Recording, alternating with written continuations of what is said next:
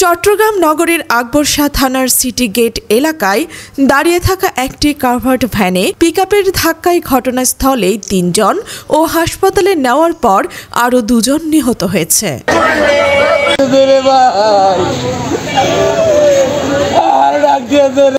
সোমবার ভোর রাতে 4:45টার দিকে এই দুর্ঘটনা ঘটে। ফায়ার সার্ভিসের পক্ষ থেকে জানানো হয়, নিহত মোহাম্মদ সোহাগ, অজিত দাস, রানী দাস, আকাশ দাস ও জুয়েল দাস প্রত্যেকে মাছ ব্যবসায়ী। তারা সীতাকুণ্ড এলাকার বাসিন্দা।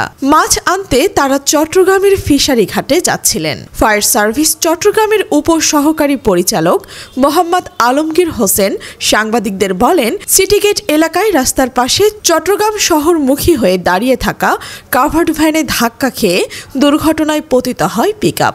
ঘটনাস্থলে গিয়ে ৩ জনের মরদেহ এবং ৫ জনকে আহত অবস্থায় উদ্ধার করি। আহতদের চট্টগ্রাম মেডিকেল কলেজ হাসপাতালে পাঠানো হয়। উদ্ধার হওয়া মরদেহ পুলিশের সোপর্দ করা হয়। আকবর শাহ থানার ওসি মোহাম্মদ আরিফুর রহমান বলেন, সিটি গেট এলাকায় সড়ক দুর্ঘটনায় ৫ জন নিহত হয়েছে। ৩ জন ঘটনাস্থলেই মারা যান।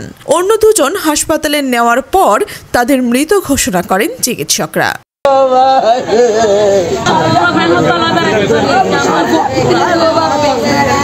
Channel HD 24 Chittagong.